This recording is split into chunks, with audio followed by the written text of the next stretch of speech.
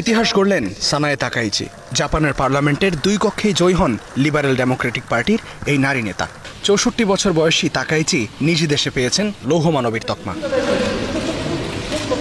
জাপানের সংসদে উচ্চকক্ষের তুলনায় নিম্নকক্ষ বরাবর শক্তিশালী। নিম্নকক্ষে মোট ভোট 465টি। জয়ের জন্য দরকার ছিল 233 ভোট, সেখানে তাকাইচি পেয়েছেন 237 ভোট। উচ্চকক্ষে 248টির মধ্যে তার দরকার ছিল 224 ভোট, সেখানে তিনি পেয়েছেন 225 ভোট। পার্লামেন্টে অভ্যন্তরীণ এই ভোটে 2 কক্ষের নির্বাচিত প্রতিনিধিরাই প্রধানমন্ত্রী নির্বাচন করেছেন। এর আগে নিম্নকক্ষে জনমত হারালে পদ থেকে সরে দাঁড়ানোর ঘোষণা দেন লিবারেল ডেমোক্রেটিক পার্টি থেকে নির্বাচিত প্রধানমন্ত্রী শিগেরু ইশিবা।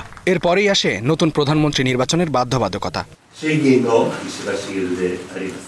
সম্প্রতি লিবারেল ডেমোক্রেটিক পার্টি দলটির নেতা নির্বাচিত হন সানায়ে তাকাইচি। কমেই তো দলের সাথে জোট গড়ে ক্ষমতায় ছিল এলডিপি, কিন্তু তাকাইচি নেতা নির্বাচিত হবার পর ভেঙে যায় সেই জোট। পরে ডানপন্থী বিরোধী দল জাপান ইনোভেশন পার্টির সাথে জোট গড়েন তাকাইচি।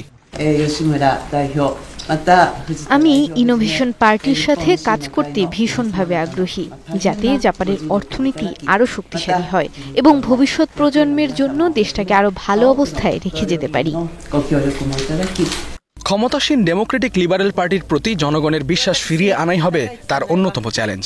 দলের প্রতি জন আস্থা ফেরানোর পাশাপাশি ক্রমবর্ধমান মুদ্রাস্ফীতি নিয়ন্ত্রণ ও অভ্যন্তরীণ অর্থনীতির গতি ফেরানোই হবে তাকাইচির মূল কাজ। জাপানের রাজনীতি বরাবরই পুরুষকেন্দ্রিক। দেশটিতে নারীরা অনেকটাই যেন ঘরের মানুষ। রক্ষণশীল সমাজের আগল ভেঙে তাকাইচির প্রধানমন্ত্রী হওয়াটাই যেন এক নতুন ইতিহাস, যা দেশটির বিপুল সংখ্যক নারীদের অনুপ্রেরণা যোগাবে। এরই মধ্যে সানায়ে তাকাইচিকে অভিনন্দন জানিয়েছেন যুক্তরাষ্ট্রের president Donald Trump. Istehadul Mahmud, Star news.